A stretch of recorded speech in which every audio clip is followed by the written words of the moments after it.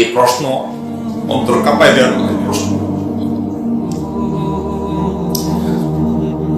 এই প্রশ্ন অনেক কষ্টের প্রশ্ন, কারণ আমরা যারা মিডিয়াতে কাজ করি, আল্লাহ মাফ করো, ইখলাস আমাদের জন্য অনেক কঠিন। মানুষের কাছে বাহবা পাওয়া, মানুষের প্রশংসা করানো, ভিউ কত হলো, কত মানুষ আমাকে চিনলো জানলো, এই বিষয়গুলো আমাদের আমলকে নষ্ট করে। আপনারা দোয়া করবেন আমরা যারা মিডিয়াতে কাজ করি, আলেমরা যারা দাওয়াতের কাজ করে, আল্লাহ যেন আমাদেরকে ইখলাস দান করে, আমরা যেন শুধুমাত্র আল্লাহর সন্তুষ্টির জন্য কাজ করতে পারি। এই প্রশ্ন অন্তর কাঁপায় দেওয়ার মতো প্রশ্ন। এই প্রশ্ন তো আমার প্রশ্ন, যারা নতুন দিনের পথে আসেন ভাইরা আমার, অনেক বড় চ্যালেঞ্জ। কিছুদিন দিনের পথে চলার পর নিজের মধ্যে অহংকার চলে আসে, অমুকে গোমরা, অমুক ভুল পথে আছে, অমুক বেদাতে ডুবে আছে, অমুকে নামাজ পড়ে না, আমি অনেক কিছু করে ফেলেছি, নিজের ভিতরে অহংকার চলে আসে। খবরদার, শয়তান আমাদেরকে ধ্বংস করতে চায়। এই জায়গায় আল্লাহর কাছে আশ্রয় প্রার্থনা করতে হবে, মনে করতে হবে যে আমি বহু ভালো কাজ করার পর হয়তো কোনো কারণে আমার রবকে অসন্তুষ্ট করে ফেলেছি। আমার গন্তব্য যদি কিয়ামতের দিন জাহান্নাম হয়, আর কোন মানুষ যাকে আমি মনে করি সে কিছুই করতেছে না, আল্লাহর কাছে হয়তো সে কোনো আমলের কারণে অনেক প্রিয় হয়ে গেছে, আর যদি কিয়ামতের দিন সে জান্নাতের পথ ধরে, তাহলে সে তো আমার চেয়ে শ্রেষ্ঠ। অতএব ঈমানদার কাউকে তাচ্ছিল্য করতে পারে না। কিন্তু রাখো, বিশেষ করে আমার জন্য আমি দোয়া চাই, আপনারা দোয়া করবেন যেন আল্লাহ রাব্বুল আলামিন সত্য রিয়া, লৌকিকতা, লোক দেখানো, লোক শোনানো, মানুষের বাবার কারণে আমাদের আমল ইখলাস নষ্ট হয়ে না যায়। হাজার হাজার মানুষ কথা শুনছে, লক্ষ লক্ষ মানুষ আমল করে, জীবনের পরিবর্তন আনে। এই অহংকারে মানুষকে দেখানো, মানুষকে শোনানো, বাহবা হওয়ার উদ্দেশ্য যেন না থাকে। অন্তরের গভীর থেকে আমি আপনাদের কাছে বিনীত ভাবে আহ্বান করি, এই মুহূর্তে একটু দোয়া করেন, আল্লাহ যেন আমাদের সবাইকে ইখলাস দান করেন। আমাদের নিয়তের মধ্যে যেন আল্লাহ তাআলা বরকত দান করেন। আমাদের নিয়তের মধ্যে যেন আল্লাহ রাব্বুল আলামিন এই শিরকে খাফি বা লোক দেখানো, লোক শোনানো, এই ভয়াবহ ফিতনা বাঁচা কঠিন। মাঝে মধ্যে মনে চায় যে সরে যায় মিডিয়া থেকে, কারণ কি হবে এই সমস্ত আমল করে যদি সেটা জাহান্নামে যাওয়ার কারণ। আল্লাহ রাব্বুল আলামিন আমাদের সবাইকে হেফাজত করুন। একটা ভয়ঙ্কর হাদিস বলেছেন, এই হাদিসটা যতবার পড়ি থরথর করে আত্মাটা কাঁপে। কিয়ামতের দিন আল্লাহ তাআলা অনেক শহীদকে বলবেন তুমি জাহান্নামে যাবে। সে বলবে আল্লাহ আমি জাহান্নামে যাব, আমি তো রক্ত দিয়েছি তোমার জন্য, লিইলাই কালিমাতিল্লাহ, আমার দেহের তাজা রক্ত দিয়ে আমি শহীদ হয়েছি, জানাজা ছাড়া আমার দাফন হয়েছে, আমি তো জান্নাতে যাব। আল্লাহ বলবে না, তুমি শহীদ হয়েছো এই কারণে যে লোকজন তোমাকে বীর বলবে, বীর, বাহাদুর। তো দুনিয়াতে তো তোমারে বাহাদুর বলছে, তো তোমারে বিশাল যোদ্ধা ছিল, বাহাদুর ছিল, এই খেতাব তো তুমি পেয়েছো, আমার কাছে কিছু নেই, জাহান্নামে যাও, go to the hellfire. অনেক দানশীলকে আল্লাহ বলবে জাহান্নামে যাও। সে বলবে আল্লাহ আমি জাহান্নামে যাব, আমি তো মসজিদ, মাদ্রাসা, এতিমখানা, বৃদ্ধাশ্রম এমন কিছু নাই যে বাকি রাখছি, শত শত মসজিদ আমি করেছি, আমি কেন জাহান্নামে যাব? আল্লাহ বলবে না, তুমি দান করেছিলে এই জন্য যে লোকজন তোমার দানশীল বলবে, দানবীর বলবে, হাদেম তাই বলবে, ওটা তো তোমাকে বলা হয়েছে, জাহান্নামে যাও, আমার কাছে কি চাও, go to the hellfire. সেদিন আল্লাহ তাআলা অনেক আলেমকে ডাকবেন, অনেক দাঈদেরকে ডাকবেন,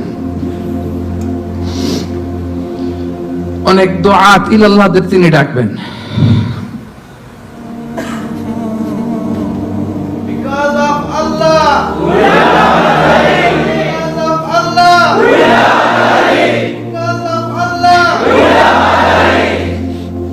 সেদিন অনেক দুআত ইলাল্লাহদেরকে ডেকে আল্লাহ বলবেন যে তুমিও জাহান্নামে যাবে। সে বলবে আল্লাহ কেন? আমি মানুষকে কোরআন শিখিয়েছি, আমি মানুষকে হাদিস শিখিয়েছি, আমার কথা শুনে অনেকে নামাজ ধরেছে, আমার কথা শুনে অনেকে দাড়ি রেখেছে, আগে সুদ খেত, আমার কথা শুনে সুদ বন্ধ করেছে, আমার কথা শুনে তো আল্লাহ এরা নামাজি হয়ে গিয়েছে। দ্য এন্টায়ার সোসাইটি সুদ বন্ধ করেছে, নামাজ ধরেছে, তারা ফরজ যাকাত দিত, আল্লাহ আমি কেন জাহান্নামে যাব?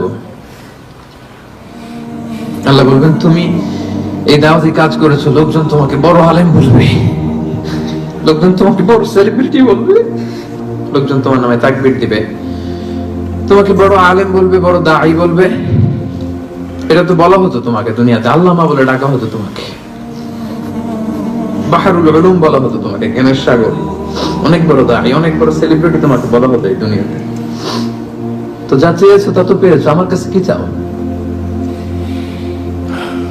আমার কাছে তোমার জন্য কিছু নাই। Go to the hellfire, তুমি জাহান্নামে যাও। আল্লাহ ওইরকম আলেম হওয়া থেকে আমাদেরকে তুমি বাঁচাও, ওইরকম দাঈ হওয়া থেকে তুমি আমাদেরকে বাঁচাও। আমি তোমাকে এমন একটা হাদিস শোনাবো, হাদাসানিহি রাসূলুল্লাহ ফি হাযাল বাইত মা মা'ানা আহাদুন গায়রি ওয়া গায়রু। আমি আর নবী ছাড়া এই ঘরে কেউ ছিলাম না। এই কথা বলার পর আবু হুরায়রা আবার বেহুশ হয়ে গেছে। কি এমন হাদিস, এই হাদিস বলতে পারে না।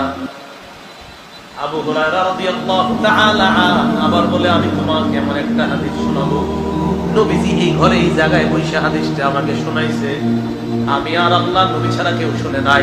হাদিসটা আমি শুনছি, বুঝছি, আবার ভালোভাবে অনুধাবন করছি। আবার আবু হুরায়রা বেহুশ হয়ে গেছে 4 বার। আবার হুঁশ ফিরে আসার পর ফালাম্মা মাররা খাররান আলা ওয়াজহি মালা খাররান আলা ওয়াজহি, আবু হুরায়রা মাটির মধ্যে পড়ে যাওয়ার উপক্রম, আস্তাগফিরু আলাইয়া, আমি আবু হুরায়রার শরীরটা আমার শরীরের সাথে লাগাইলাম। দীর্ঘ সময় পর্যন্ত আমি তাকে এইভাবে আটকায় রাখলাম। হুঁশ ফিরে আসার পর আবু হুরায়রা বললেন, ইন্নাল্লাহা ইযা কানা ইয়াউমুল কিয়ামা ইয়ানজিলু ইলাল ইবাদ। কিয়ামতের ময়দানে আল্লাহ বান্দাদের সামনে আসবেন, লিয়াকযিয়া বাইনাহুম, বান্দাদের মাঝে বিচার করবে।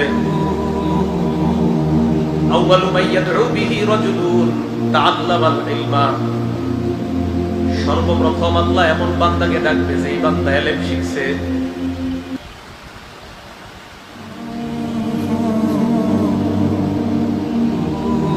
এরপর ডাকবে রাজুলুন কুতিলা ফি সাবিলিল্লাহ, যেই ব্যক্তি আল্লাহর রাস্তায় শহীদ হয়েছে এমন বান্দাকে ডাকবে। এরপর ডাকবে রাজুলুন কাসীরুল মাল, সম্পদশালীকে আল্লাহ ডাকবে। প্রথমে আলেমকে আল্লাহ বলবে, আলাম উআল্লিমকা মা আনজালতু আলা রাসূলি, আমি কি তোমাকে এমন বিদ্যা শিক্ষা দেই নাই যে বিদ্যা আমি আমার নবীর উপর নাযিল করেছিলাম। ফামা আমিলতা ফীমা উল্লিমতা, তোমাকে যে বিদ্যা শিখানো হয়েছে কি আমল তুমি করেছো বলো। আলেম জবাব দিবে, আকুমু বিহি আনা আল-লাইলি ওয়া আনা আন-নাহার, আমি সকাল সন্ধ্যা আমল করছি, মানুষকে শিখাইছি। আল্লাহ বলবে, কাযাবতা, তুমি মিথ্যা বলছো। ওয়া তাকুলুল মালাইকাতু কাযাবতা, ফেরেশতারাও সাথে সাথে বলবে তুমি মিথ্যা বলছো। আলেমকে আল্লাহ বলবে তুমি মিথ্যা বলছো, ফেরেশতারা বলবে তুমি মিথ্যা বলছো।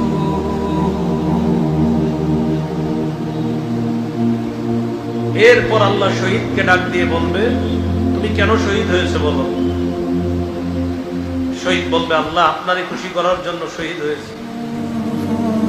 আল্লাহ বলবে, এই কারণে না। আলেমকে আল্লাহ বলবে প্রথমে, এরপরে শহীদ। প্রথমে আলেমকেও বলবে, আরাদাই ইউকাল আন্নাকা কারিউন, তুমি চেয়েছো জনগণ যেন তোমাকে বড় আলেম বলে, মুফতি মুহাদ্দিস বলে।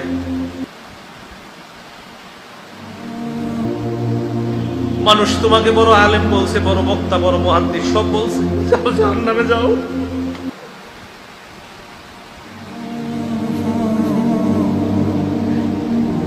শহীদকে বলবে, তুমি লড়াই করছো, মানুষ তোমাকে বাহাদুর বলবে, এই কারণে দুনিয়াতে বাহাদুর বলছে, যাও জাহান্নামে যাও।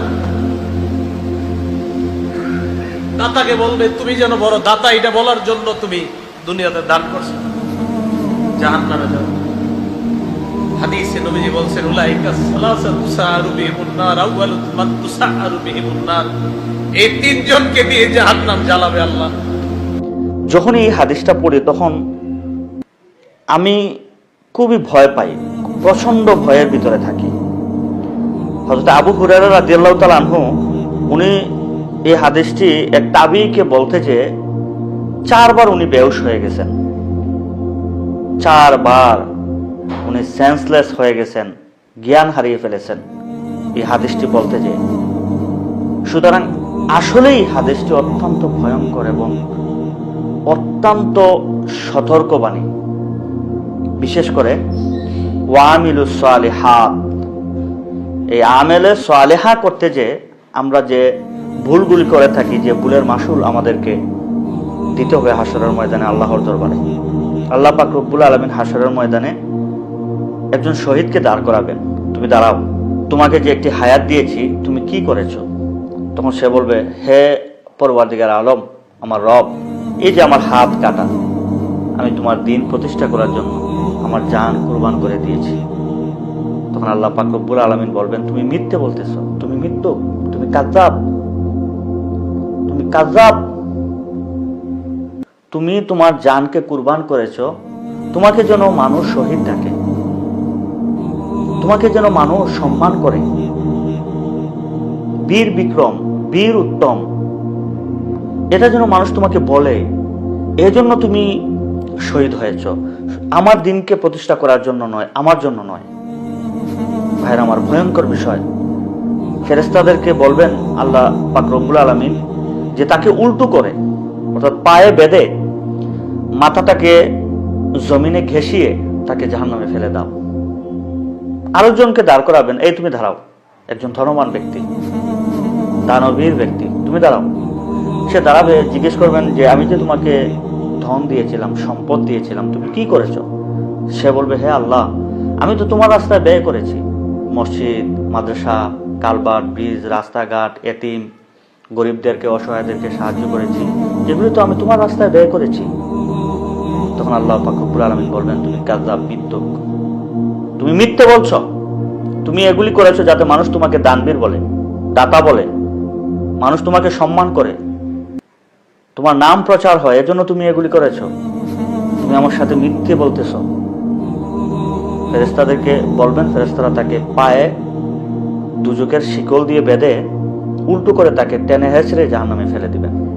ভাইরা আমার, অত্যন্ত ভয়ঙ্কর হাদিসটি।